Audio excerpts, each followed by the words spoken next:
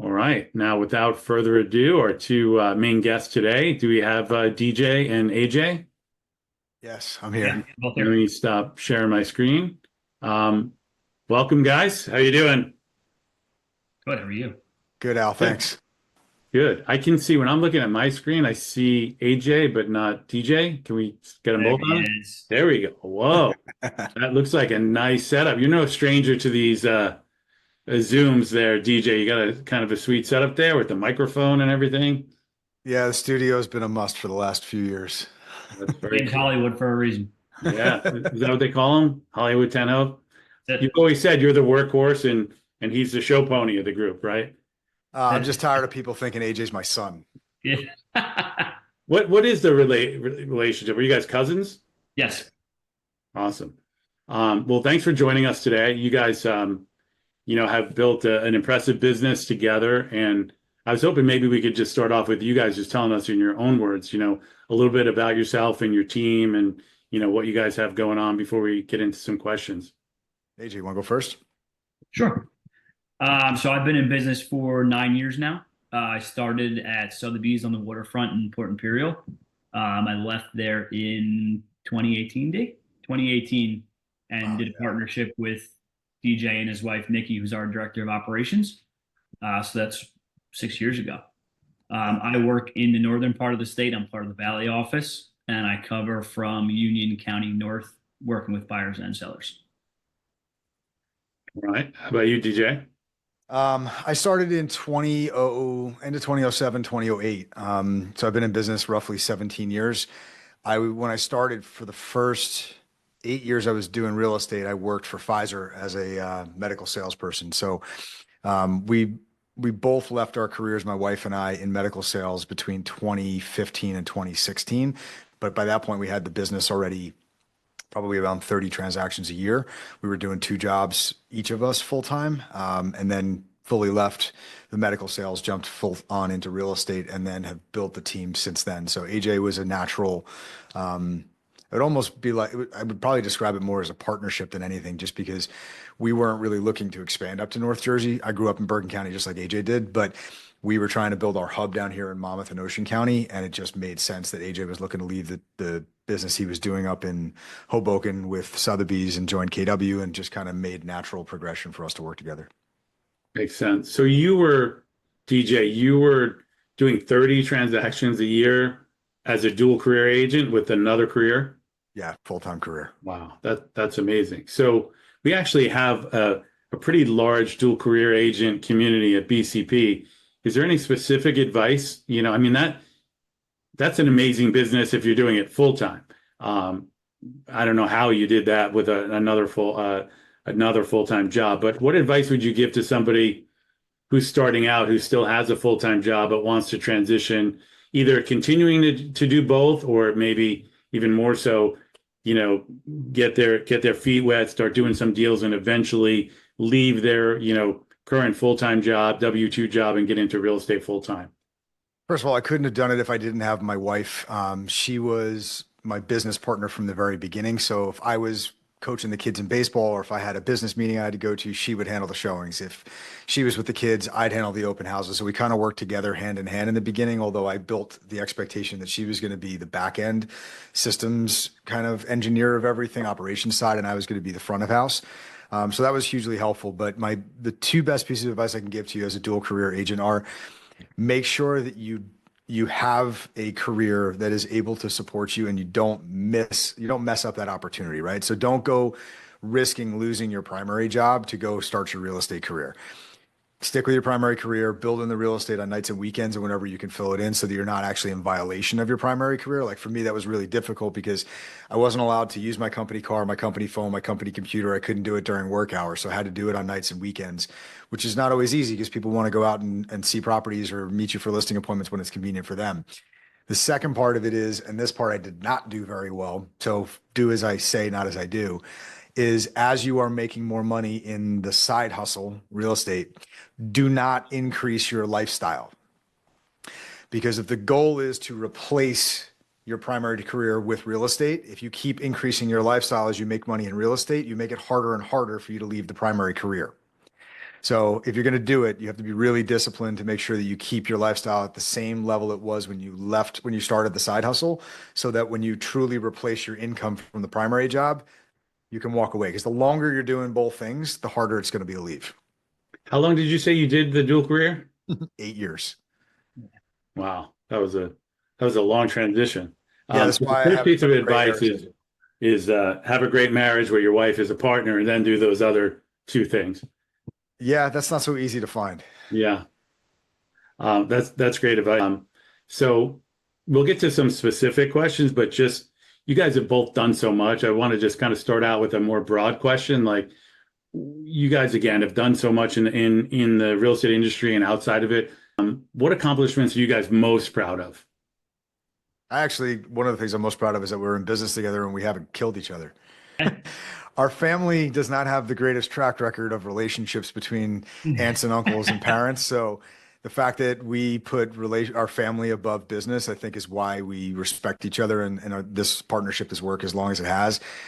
Business aside, I'd rather be his cousin and make sure that we have our family relationship separate from real estate. So I think the fact that we all approach it from that perspective is what made it successful. And it's one of the things I'm most proud of. Were you guys tight like growing up? I don't know. What's the age difference between the two of you? Is it 10 years? 7 years?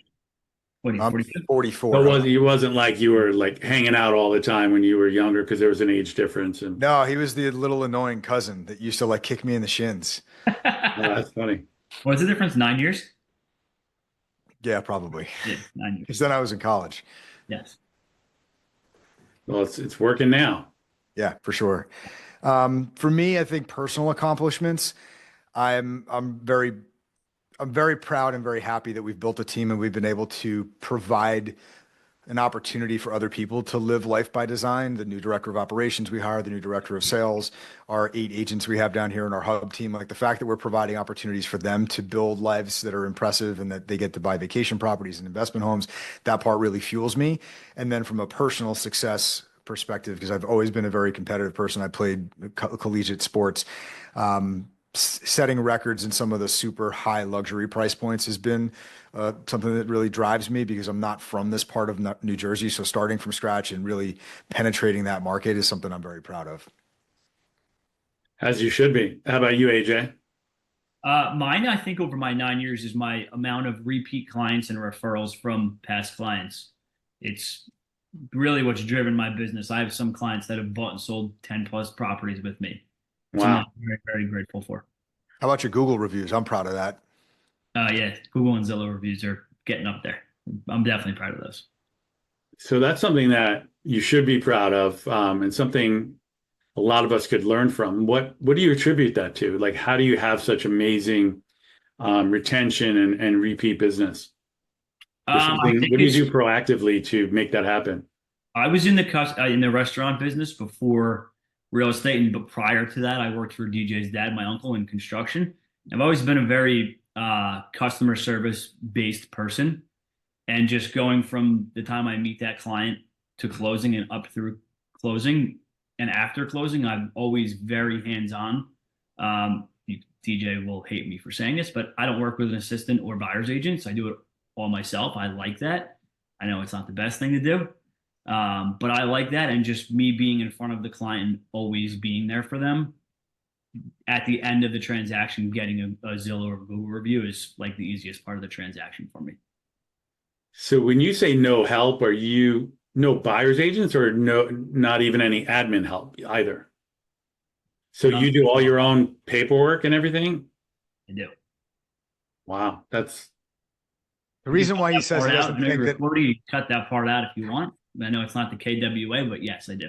the reason why he's saying he doesn't think I would like to hear that is we've been trying to get AJ to build a team underneath himself. Part of yeah. what makes him successful is that he just outworks everybody and he wants to be highly in control. So you don't mess with something that's not broken, and it works for him. Probably Maybe higher. over time you can mess with it a little bit because you're a talented guy whose time is very valuable. You're a leader, like take some of that time away from the paperwork and working with people underneath you. I can't imagine you wouldn't build a bigger business, have more free time to yourself. But I'm sure TJ is working on you with this as well. And again, you're you're killing it. So I guess who am I to give you advice? But can't imagine it wouldn't Just be, you know, wouldn't be better to have somebody helping you with something. Do you do it because you like it? Are you like a, yeah, I'm a very task-oriented person, yeah, so the okay, paperwork and transaction part of the process for me is very, very simple. got it. Just Interesting. TJ, you've come up and taught a lot in our market centers, and I really appreciate it. And everything I know of you, when we talk about when you're coming, he's like the top luxury guy in the state, and your name is always synonymous with luxury. Is that your 100% focus? Is that all you do is luxury? And if the answer is yes, is that your same focus, AJ, or do you guys have different focuses? How does that work? Like what percentage of the business is luxury versus non-luxury? So the entire team's business right now, the average price point across 200 transactions is about 1,325,000. So I would say we're a luxury focused business for sure. There's a couple $10 million transactions in it that skew the data certainly, but it goes back to when I started in the business in 07, 08. And if any of you guys who've been licensed that long remember, that was when the market was crashing. And I noticed that all the luxury agents where I was now a new resident in this part of New Jersey, their businesses were dying. There was no luxury business back. And these agents who were 55, 65 years old, they were either having to make a decision to just give up because they weren't going to start over again, or they had to completely rebuild their business to cater to the average $500,000 to $700,000 buyer and seller that keeps the lights on no matter what the market's doing. So I saw that happening, and I came from a career where I was working with high-end specialists in hospitals from my medical sales career. So I knew that I could walk the walk, talk the talk with affluent clientele, but I didn't want to just service luxury clients. So we built the business with a really high touch customer service concierge model to be able to service the luxury client, but provide that to everybody down to a $50,000, trailer home essentially, so that those customers are getting service that they wouldn't expect and nobody else is really providing to them. And it wows them. And then you never know when that person's best friend, boss, whoever it is connected to a luxury client. And that is sort of how we've built the business. Right now, as the lead listing agent for our hub team down here in Monmouth County, the majority of what I'm doing is luxury. So any buy side deals that I do, which is probably less than a handful a year. So out of the 70 transactions I'll do per year, about 5 to 7 of them will be buy side. And they're usually very high end stuff that the customer only wants to work with me. Otherwise, I hand that stuff off to our team. So if your $4 million listing client says, my son or daughter wants to sell or is looking for a $300,000 condo, what happens to that lead? Who works with them? One of the buyer's agents will. If it's a situation where they absolutely won't work with us, I will, but they're going to get worse service working with me than they would with one of our agents because I'm just not checking the hot sheet. I'm not running out with buyers and I'm not going to see things as quickly. So I make it very clear all of our agents are trained by me. I will oversee every transaction. If you want my hands in it for the negotiation, I'll help out, but our buyer's agents are going to run point on it. God, how about you, AJ? Is it similar? no, I do both sides of the transaction, regardless of price point, buyers and sellers. And is it more skewed luxury, your No, focus, I would or say my average price point's probably like the $900,000 range, somewhere right around there. yeah, that's 900,000. That's like, table scraps, just 900,000. Bergen County, it is, right? It kind of it's close to luxury. Yeah, what is it? On Was that a average? mobile home? Yeah, Bergen County, it's getting scary out there. I'll tell you that. So I kind of skipped ahead a little bit. I think most people know who you guys are, but you guys are, doing an incredible amount of business. Or, one of the most successful teams in the area. Do you have any like numbers you can throw out to give people a sense? I think we had a number of like lifetime sales was approaching like 700 million. Like what's a good year for you guys in terms of volume or number of transactions? Yes, I think last year it was 135 million roughly that we did as a team. Wow. That was amongst 5 agents. So we're very big per agent productivity. AJ, you can tell your numbers. I mean, you do an immense amount of production out of one person who has no assistance. I think this year I'll probably end at like 22 million, right around there. Wow. That's impressive. So our agents always want to know about the luxury business. That probably get more questions about that than anything else. So, if there are agents out there that feel like, the higher the sales price, the better it is, what can you say about that? Like, what's the most challenging part about, specializing in the luxury segment? And is it something you would recommend that agents aspire to?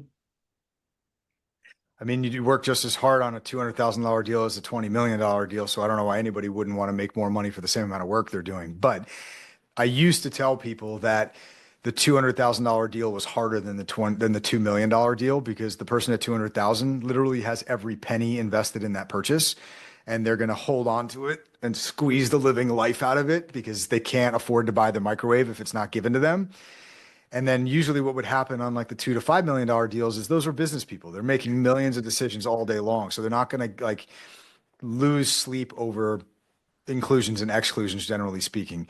That seems to have shifted since COVID. They're all hard. Everybody's emotional. Everybody's got an ego. And in the luxury, like the super luxury stuff, like the stuff we do 7 million to 20 to 18 million, the managing the egos of the people is the hardest part because again, these are people who are very successful and have either come from money or have made their own money, and trying to get somebody to admit that they're wrong or that their pricing that they think it's worth is not the easiest thing to do, especially in a market where there aren't comps. I mean, when you're in that price range, there's generally not a lot of sales to go off of. So pricing it is a bit of an art form. And then it doesn't give you a whole lot of facts to fall back on to try to prove pricing. So it's a bit like trying to swim without any, without the ability of knowing how to swim and just trying to figure it out as you go. That makes sense. What's do you do any, what are some of the things you do to market luxury properties that are different from what you would do with a typical property? Is there any like, interesting, unique, when you have these super high-end luxury properties, any cool marketing techniques or campaigns that you've employed that you're proud of or that you feel are innovative? I think having AJ down to do a tour on video is what works for us. Yeah. Um, I would tell you guys, print advertising for our market is a waste of money. There's certain clients who want us to be in the Robb Report and the New York Times and all that stuff. Your market's a little bit different up north because you do have some international buyers up there. The closer you are to Manhattan, I mean, when you're in markets like Manhattan, some part probably Jersey City, you have international buyers, but Monmouth County, it's not that much the situation. So our buyers are all either coming from North Jersey, Brooklyn, Manhattan, and Staten Island, or Central Jersey. So reaching those people is really just having outreach within those communities. So you guys have actually been a big help because coming and getting to meet your luxury agents gives me good penetration into your market when they're sending people down to us. And two other things I do. So I built a fairly large social media following, and about 80% of those people who follow me on Instagram are agents within the tri-state area. So it allows me to push our property out to the community beyond just our MLS. And I think that helps get more eyes on our properties by people who might be sending people down to our area. And then we created these things called cinematic reels, is kind of what I explained them. So they're vertical video shot specifically for Instagram and Facebook. And they're 30 to 60-second clips. We usually shoot two of them for the property, but then we specifically pick a theme for the video. So like I sold a 38-acre horse farm in Cold Snack, and the property kind of looked like Yellowstone. So what we did was we picked the music from Yellowstone and we set the video and we made it really dark and moody and all of that to play to the Yellowstone theme music. And that tends to get pretty decent virality online. And if we can't pick audio that's thematically right for the house, we try to pick trending audio on Instagram. So you go and you find something that's got the upward trending arrow audio wise, that's got typically less than 10 or 12,000 shares or reels that are made with it. We try to use that audio to make the video, and it's all edited to the timestamps or the audio changing. And just the fact that it's trending audio, that reel will be put in front of more people because of the audio. So it's allowing us to reach a broader group of people than we would have just by me posting it on our social media. Interesting. So would you say, because one of my questions was going to be about your social media marketing and what you did to generate such a big following. What advice would you give to agents on social media in general? It's funny because I was just at the Ridgewood office last week and I told them that I'm no longer doing social media because I've invested $500,000 in 5 years and it hasn't paid off. So the following definitely helps, but as far as like, has anybody contacted us and been like, I want to buy a house or sell my house specifically from Instagram? It hasn't. But yeah, Where did the YouTube guy come from? YouTube guy didn't really come through Instagram. He came from seeing that we had sold a lot of properties along the river and then contacted us. But this is your question, AJ, your question is perfectly timed, which is you don't really know how people are finding you, right? The person might decide to list their house with you, not specifically from a post you did on Instagram, but that might be part of what they're viewing to make their decision about you. So having any presence on Instagram is valuable, and same thing with Facebook. It may not be the avenue that the person directly reaches out to you. And if I were going to be spending more time doing it right now, what I would give you guys is, I shared this last week in Ridgewood, make videos for YouTube. Pick a town once per month, once per 2 months, whatever it is. And let's say you're to do Ridgewood. Make a video on the Ridgewood schools, make a video on the Ridgewood different neighborhoods within the town, what they offer, how big the properties are, what you can buy, price range in that part of town. And then make another video that's specifically about what it's like to live in that town, different seasons, festivals, and things like that that happen. If you posted those 3 videos to YouTube, even though they might only get 200 views, those 200 people either live in the community or it's somebody who's sitting on YouTube at 3 o'clock in the morning debating moving to that town. And if they see you getting 3 videos all about topics that are pertaining to their search, you become the expert on that. So go watch Ken Posick's YouTube. If you don't know who Ken Posick is down in Orlando, that's the model you want to follow. But after you make those YouTube videos, let's say they're 3 10-minute long videos, send those videos to a Upwork freelance video editor and have them chop them up into little tiny reels that you can use on Instagram. And one 10-minute video could turn into 15 different clips for you. So were you serious when you said you're de-emphasizing social media going forward and decreasing your spend? Yes. To what extent? Like cutting it in half or? No, I'm trying to cut it to 0, honestly, because we need to make investments in infrastructure. So we just hired a new director of sales and a director of operations, which is a lot of capital to fund those salaries. So it's a pause for me for probably a year to 2 years, and then reinvesting just because we had to take the money that wasn't performing as well as it should have been and put it towards things that'll help us scale. Makes sense. So it kind of dovetails with what I wanted to ask about your team structure. So, but using social media as one specific example, is it social media for the whole team, or AJ, are you doing your own separate social media up for, in Bergen County for your own stuff that's totally separate and distinct from what DJ is doing? Or is it one brand, one sort of, overarching use social theme? media nearly as much as I should. To me personally, I think I do it like slightly less than I should, but close to where I want to be. But I have my own personal page. DJ has his own personal page, and then we have the 10 Hoeveve Realty Group, Instagram, Facebook, YouTube channel, all of that. And then, as you can see, that's DJ's uniform. This is my uniform. Our logos and everything are all exactly the same. So yeah, we'll do each of our own personal stuff, but anything the team does for just listed or just closed posts or open houses, like AJ gets those graphics from us or uses our templates so that everything's cohesive across the board. Yep. Got it. Makes sense. So have a bunch more questions I want to ask you, but I want to be cognizant that we only have 20 minutes left. So, this isn't just for me to learn. I'm very interested in how you guys run your business, but, for the agents that are on today, what questions do you guys want me to ask, or do you want to unmute and ask? So it's more about you guys getting something out of this than me just asking questions. So if you guys have questions, just, unmute, put them in the chat, raise your hand, whatever you want to do. But while we're, looking for questions from the audience, how is your team structured? You covered it a little bit, but I'm not 100% clear. You have a hub down in Monmouth County, and, how many people on the team, how many admins, how does it work? So AJ's on an island all by himself up north. Okay. The rest of us are down here in Monmouth County. We cover Middlesex, Monmouth, and Ocean County. So it's me. My wife's our CFO. We have a director of ops, director of sales. I have a listing coordinator and a personal assistant. So essentially 6 admin side people. We have a virtual transaction coordinator that does everyone's transactions other than AJ's. AJ went through 5 TCs in 5 months. And then I have 8 other agents down here with us in our hub that all start as buyer's agents and then have the ability to upgrade to be hybrid agents and do both buy side and sell side once they get to a certain threshold. So are any of those agents dedicated listing specialists that only do listings, or are you the only one who specializes I'm the only 100%? one that specializes in listings at this point. I have 4 agents that have earned into listing agent training, 3 that are close to graduating it and be able to do them on their own. And we're trying to scale pretty heavily. So we're looking to add 30 agents, 30, 35 agents in the next 3 years to our team. We're going to start attracting more people who are tenured agents. They will be able to come in and just focus on listings if they want, or have the ability to just start doing listings out of the gate. Provided we probably shadow each other on one listing just to make sure they kind of do things the way that we want to see them fit.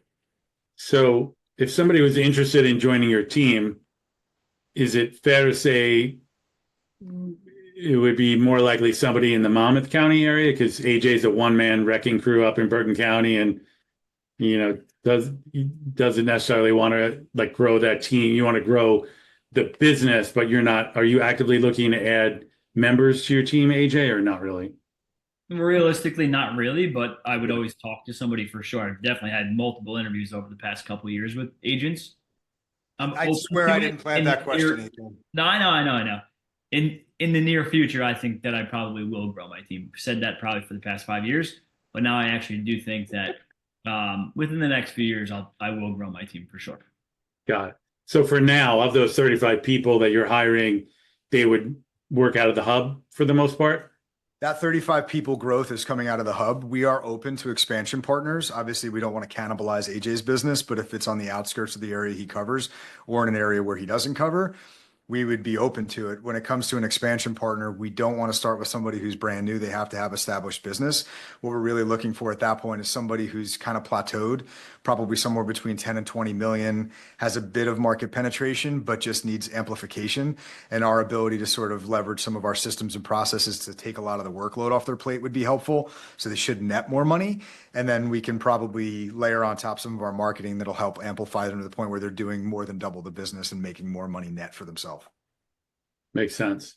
So when I attend sessions like this, I'm always, mega camp family reunion thinking like, what are the one or two like actionable nuggets I can take from this expert and try to incorporate it into my own business? So what's something actionable? Let's say, and it's different stuff for different level agents, but if I'm a brand new agent, what's a piece of advice that ideally you could say, this is something a brand new agent could leave with today and implement or investigate at least, that would help them at their stage of their career?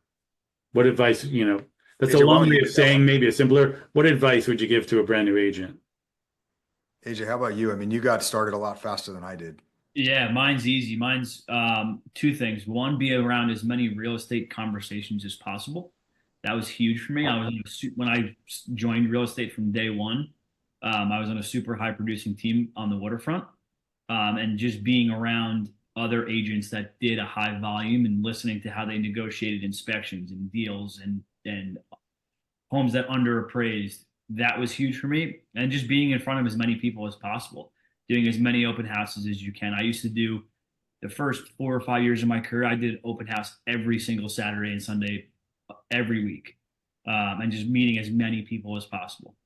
Those two things. So if you're a new agent starting out in the business and you're somebody who's, competent and like the kind of person that's going to succeed one way or another, would you guide them more to joining a team, or would you guide them more to doing it on their own at the beginning? Me personally, I would say a team, and just learning the buy side of the business first, working with buyers, which eventually grows into listings. I was lucky because where I started on the waterfront, it's a very quick turnover of properties, right? So a lot of my clients bought condos. They stay there for 3, 4, 5 years, get married, have a baby, whatever it is, and then eventually move to the suburbs. Part of the reason I've had so many repeat clients who move Yeah. off the waterfront into the suburbs. So, yes, I would say join a team for sure. Become a buyer's agent, learn the business, have open houses, and then kind of go from there, and then decide what's best for you. Makes sense. So now let's say I'm a $2 or $3 million agent and I want to, grow my business and become AJ. I want to get to that 15, 20, $25 million range. How do you, we have a lot of agents in the 2, 3, $5 million range, not a lot of agents, in any company. that are where you are? How do you get from that, agents that's doing well, they're paying their bills, to become an agent that's killing it? Like, how do you make that leap? I What advice would focused you? on a few towns, like obviously DJ did as well, mainly Colts Neck, but I focused on Rutherford, Woodridge. I lived in a huge townhouse community where I got a ton of business from, and then Rutherford as well. So back in the day, I used to have a relatively high, not high, but a decently high Zillow spend. I don't anymore, and I haven't had it for probably 2 years, which feels great. But I was paying for leads for a while, and it worked because I went from that high producing team in 2018 directly to being by myself. And I didn't really have a ton of business that was coming in other than cold calling or speaking to my sphere. My past clients weren't selling yet. So I jumped into Zillow. It was very, very good for me from like 2018 to when did I stop that? Probably 2022.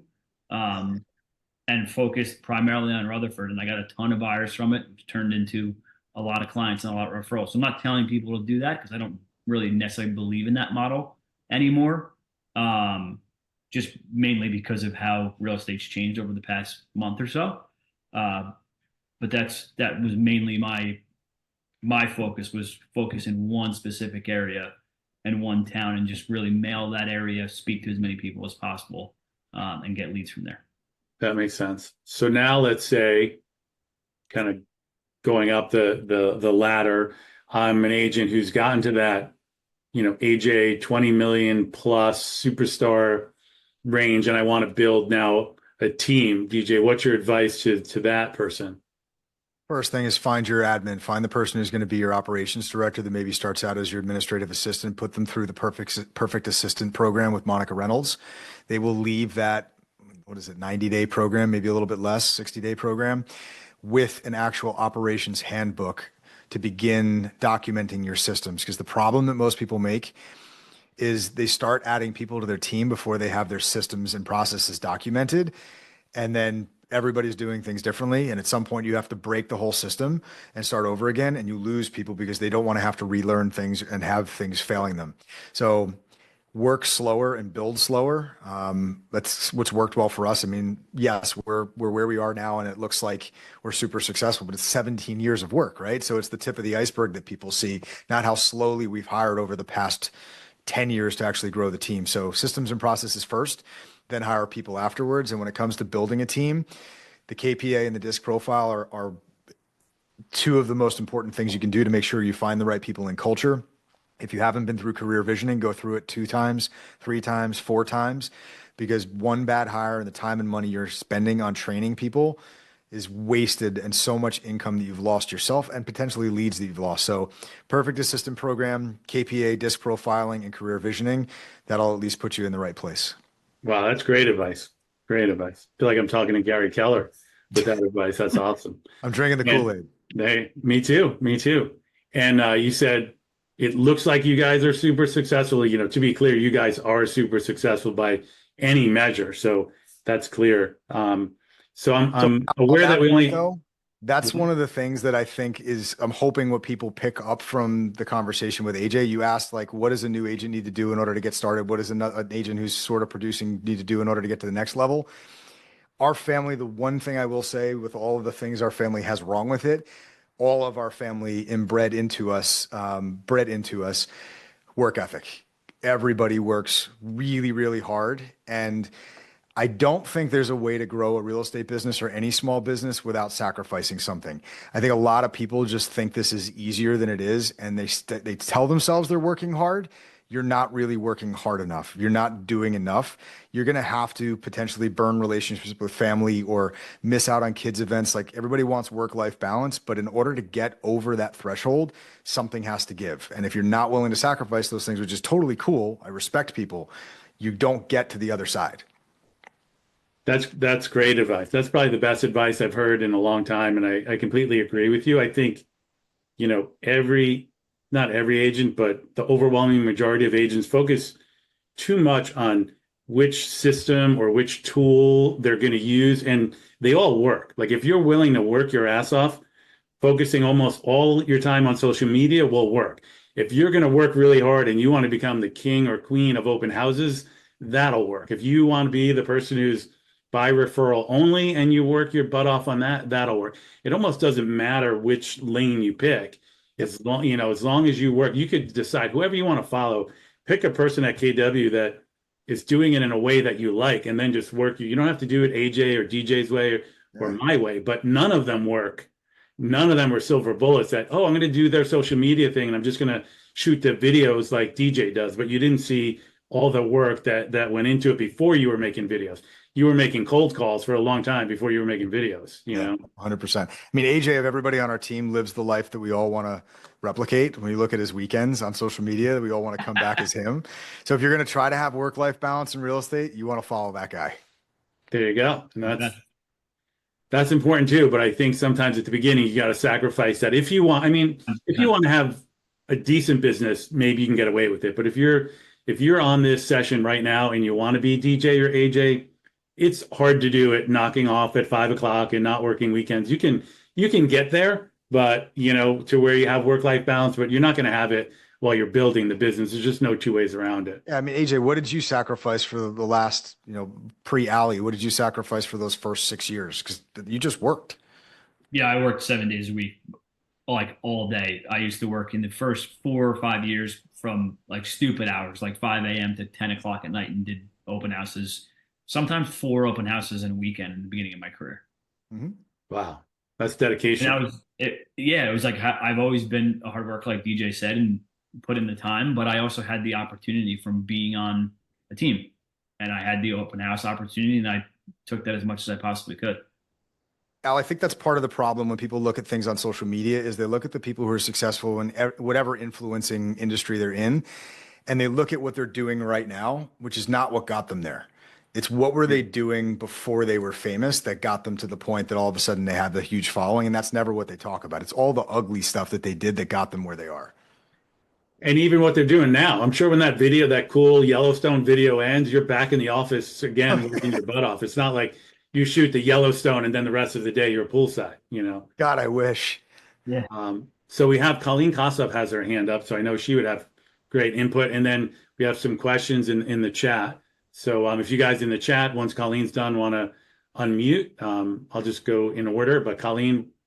Yeah, I just wanted, I hope my Zoom works because it's going in and out. But yeah, we can hear you.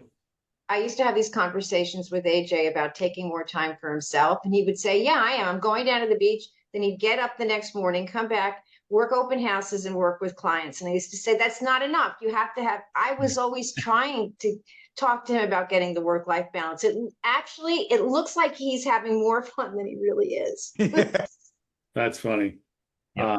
But it looks like he's having fun too. Yes. He's got the mood lighting, the cool clothes, the microphone. Come on. He's doing well. So Lauren had, I think, a couple questions. Lauren, are you around to unmute and ask your question? Hi, yeah. So a couple questions specifically around the luxury properties.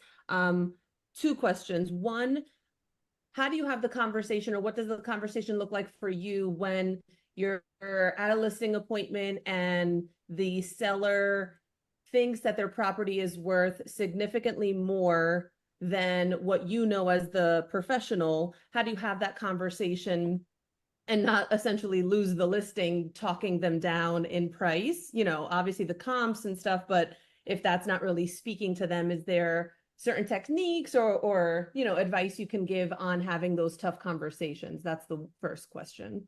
So I would say it almost depends on how far into the luxury threshold it is, right? And your market might be a little bit different than mine, but like once we get above $4.5 or $5 million, the market really changes. It's really a small pool of people, and there's not many comps. 5 million and under, there's enough comps in Rumson, Colts Neck, Fairhaven, Little Silver that we can usually have enough to go on. But once you get into that ultra luxury price point where there's not many comps, it's pricing it differently too, right? So when we're above that threshold, so generally speaking, we price our properties at or below where we think they're going to sell and try to drive the price up. And we've been doing that for 12 years. In this ultra luxury price point, that doesn't work. You have a very small pool of people, and those people want to negotiate and they know they're not competing with other people. So you have to build in a little bit of wiggle room. So I think the answer to that question is, if you feel like there's enough data to support what you're talking about, then obviously go and have a firm conversation with them and fall back on it. But generally speaking, we don't have enough data. So what I generally do is say, I feel very firmly, based on all of these reasons that I'm going to give you, why the price of the value of the property is going to fall between this range. I'm willing to try higher. I do suggest that we build in some negotiation room and price it higher to begin with. But if you're not really willing to go under that price point, I highly suggest we get an appraisal done. Now, I also preface it with the fact that when we get an independent appraisal, it's going to come in higher than what the market value of the house is, because that appraiser wants your business, you're paying them independently, which is often something I'm sitting at the appointment and people are bringing to me as they show me, hey, I got this appraisal done, or I got this insurance replacement value, which are millions of dollars higher than what the actual value of the property is. So it's a lot of education around what's the difference between replacement cost versus market value. What's the difference between appraised value and market value? What's the difference between assessed value and market value? So surprisingly, there's a lot of education that's required. And if you just slow down and explain all of those things, sometimes it solves the problem. For the lower price point too, I can give you a really good example. I just had a listing in Upper Saddle River. That was a FSBO that's under contract. They were on the market for a couple weeks. They came off. I got the listing. They were listed at 1,995, which was too high. I knew it was too high. And he came back and said, "What's it worth?" And I said, "I think you're worth like 1.8." But I didn't want to lose the listing. I had a really good feeling it would sell because it was unique. So I said to them, "I will honor your price and I'll take the listing at the price you have it listed for. But understand that you're listed high. You're probably going to have a little bit of lower traffic in the beginning," which we did. And I gave them X amount of days to get the property under contract. And if it didn't go under contract by that time frame, then we were going to do a price reduction. And they agreed to that. Luckily, it went under contract slightly before that time was going to come up. So I got lucky. And it's closer to where the true value is when we're under contract right now. But I just gave them a certain amount of days. And we actually put that in our email to the seller that you're going to get feedback from us on Mondays. If the property isn't under contract, usually a lower price listing will say the property isn't under contract by 21 days, then we're going to discuss a price reduction. One other little technique on the super high end stuff is I'll sometimes take a listing as a pocket listing or an office exclusive for 2 to 3 months if we're not so sure about the pricing, especially if it's in an off season. So if somebody wants to try it out during the winter and we know that spring is really when we want to hit the market, I'll take it at a higher price as a office exclusive for those months and show it to 2 or 3 people and get some feedback on price, so that when we're going to go public, we actually have that data to be able to prove that, okay, people didn't bite at that higher price. We need to reduce before the public sees it. Perfect. Thank you. And the second part of that question, still with luxury listings, for agents that are able to secure a luxury listing, but maybe don't have a lot of luxury buyers in their database, what would you recommend to be the best type of marketing and outreach besides social media, Facebook paid ads, postcards in the area, like higher end luxury marketing that will really attract those types of luxury buyers? So everybody wants to be the source of information about something that's private before it happens. So take the time when you don't have a lot of business happening to build a catalog of people who are influencers in your market. Tailors, board of directors for hospitals and other nonprofits, interior designers, high-end architects. Build that following, get their email addresses, get their phone numbers, and get their Instagram profiles, so that when you have something coming, you can have a text and an email prepared to be able to send out to those people in the lead up to it and say, hey, I have something really special that's coming. You might want to share this with your audience if you have it, so that they can start building that pipeline for you immediately. And if they're the person introducing them, they'll probably send that buyer back to you. Great. That's great info. Did that answer your question, Lauren? Yes, thank you. All right. So we've hit 3 o'clock. We have a couple more questions. You guys have a hard stop? Do you have time for 1 or 2 more questions? I'm good. All right. Lynn, did you want to mute and ask your question? Lynn Smothergill? I'd like to know some of your wows, your customer service wows. We should have our Things customers. that you do, things that you do that really wow people. One of the Just be things I think that responsive. what's that, AJ? Just be responsive. Just answer them. I know so many agents who let people don't answer their clients for a day or two. blows my mind. AJ wows him by doing literally everything all by himself. I think that's I his. hear from people all the time, agents who call me about other things, or like referring somebody down here, would be like, by the way, I don't think your cousin like sleeps. Whenever the phone rings, he picks it up on the first ring. Yeah, I'll always answer the phone. Mhm. Always. So answering the phone, calling people back when you say they're going to call them back, answer every client back within 24 hours. If you can't respond to them, get back to them. If you can't take the phone call, respond back to them when you're going to call them back, and then follow it.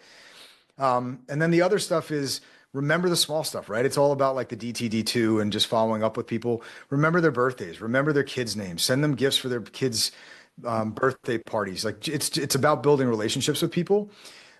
We have had a program over the last 4 or 5 years called the Black Key Club, where if a client referred us business, like we didn't ask for this, but if somebody referred us business, they would get a gift from us on their doorstep every month for 6 months as an appreciation for it. And we branded everything, right? So it comes in a black box that's branded with our logos. It shows up on the 10th Ten Hove of the month, every single month. It's something that's a Jersey business that we bought something from, and we highlight the Jersey business. So it's trying to focus on building local small businesses, promoting local small businesses, branding it to us, and then sort of loving on the people who are sending business to you.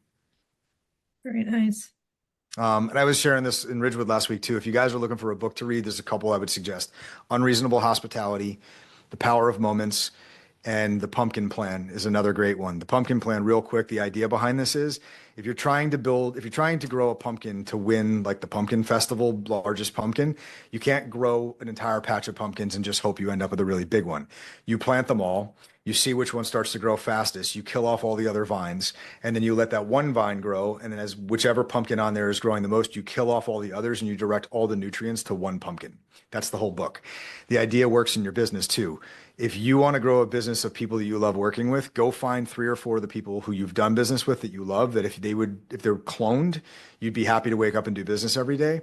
Go take them out to lunch, go take them out for coffee, and find out what about their real estate transaction was terrible, and then go create a solution to that problem and ask for their help in building it. And then they'll want to tell their friends about what you're doing that's different. One of the ideas is like bring somebody to watch their kids while you're touring a property so they can actually focus on the house instead of keeping the kid off the Peloton. And if you brought along somebody who does childcare, that would be viral amongst their friend group. They'd be like, you can't believe this realtor actually brought like a CPR certified childcare person to watch my kids while I toured the house. So it's just trying to figure out how to solve problems for your unique clientele and then just expanding out from there. So DJ, though, back to the pumpkin metaphor, you're not suggesting like with kill the vines that you kill the bad clients and only work with the good ones. We're not hurting anybody here. You said it, not me. All right. Everyone take it. Thank you. All right. So I want to be respectful of your time. We're already over. I think we have time for 2 more. There are 2 more questions in there, and then we'll wrap it up if that works for you guys. Jose had a question. Yeah. Hey, guys, thank you very much for your time. Just a quick question. What are the main tools or systems you guys use on a daily basis, like your CRM and so forth? Go ahead, Dave. Most of us use Follow Up Boss as our CRM. We've just recently started using Fellow, which I'm thrilled with, super impressive. That's pretty much it. We don't really do Facebook ads and things like that. We don't waste money on that type of advertising. Most of our business comes from past clients, sphere of influence, repeat business. So yeah, CRM is that. We have a Ylopo that's layered on top of that. What's that? Command, obviously. Yeah, so we use Command obviously for opportunities and processing stuff through KW. But then on the back end side of things down here in the hub from our operations side of things, we use Asana and we use Shaker. Those are 2 pieces of software that allow us to build sort of task procedures for a listing and then have them time-based. So in the beginning of the transaction, we can put in all the people's details and it will trigger off email alerts and they'll automatically be sent at certain points, sort of like a Monday.com or a boot camp. Those have been really helpful to us on the operations side, admin side. How about you, AJ? I get a sense you may be using slightly different tools. Is that true? Come on, Al. You had to do that to me in front of him. Yeah, I mostly use Gmail. Got it. He's not joking. He has, if you want to see the most masterful Gmail usage ever, flags, labels, priorities, like it's color coded. It's mind blowing. Hey, it's working, right? Whatever works. And all right, last question of the day is from Casey. Do you want to unmute? And then someone's just asking if you can reshare the book titles. Book titles are Power of Moments, Unreasonable Hospitality, and The Pumpkin Plan. I'll type them in Okay. while Casey's asking her question. Hi guys, this was amazing. So my question is, if you have multiple years where you're, consistently producing the same amount, right? Like I'm stuck in the 10 to 14. One year I might have 20, but I can't seem to grow. Like, do you have any tips for that specifically? How long have you been in business for? Almost 5 years now. Keep doing what you're doing. I was in the exact same thing, and the first time I hit 20 million was in my 6th or 7th year. Okay, awesome. You're gonna get more repeat clients. I'm huge on Sphere and past clients. I don't do much cold calling for new clients. Right. Mine's all referral and repeat for the most part. Okay. Just keep doing what you're doing. Okay, awesome. Thank you. My only other suggestion would be find out who it is that's already part of your network that's connected to the people you really want to do more business with. So if you're trying to break into luxury, find out who it is that you're already friends with, who's servicing those people. I gave away my secret here. So I already liked custom clothing and going to this certain tailor, and I realized that he was connected to all of the luxury clientele in the county I wanted to do business with. So I made it part of my business plan for 2020, whatever it was, to spend an hour at the tailor shop every single Friday just to hang out. And by being there, he connected me with clients that ended up helping me push my ultra luxury, like the super high end stuff, to a place where I hadn't been able to get to before. So find the person who's already in your network who is connected to those people and spend more time and give them more value. I know I said that was Thank the you. last question, but sorry, were you done, Casey? Done. Thank you. But did you say you spend an hour a week at the tailor? Yeah. What do you do there? Like, You see his kind of jacket? like your version of the barbershop? You just kind of come there and make jokes and hang out and That's what they've built. These guys have made their shop a place where it doesn't sell women's clothing. So it's a place for guys to come and hang out and sort of escape either work or escape their household. Just sort of be able to hang out. They have alcohol there if you want to have a drink. They've got coffee machines and people just come and hang. And it has kind of become the barber shop for their group of people. And yeah, you just hang. I mean, I certainly spent a lot more money than I did the year before there, but it ROI'd itself probably 10 times over. That's very cool. I always wonder what rich people do. Now I know they hang out at the tailor. I like it. Or a country club, but I don't play golf. So There you go. Very cool. Well, I'm sure you can see from the chat, the feedback is amazing. I think this was amazing. I got a lot out of it. Honestly, we've done, I don't know, 50 of these maybe. This is the first one where I'm thinking I want to like cut up a piece of this and make my kids watch it. The part about working hard, I really loved that segment. I think everybody needs to hear that. So can't thank you guys enough. This was super helpful. Really appreciate it. thank you for having You us. guys will come back. We appreciate you guys. All right. you very Thanks, much. everyone. Thank you. Have a great day. Thanks. You too.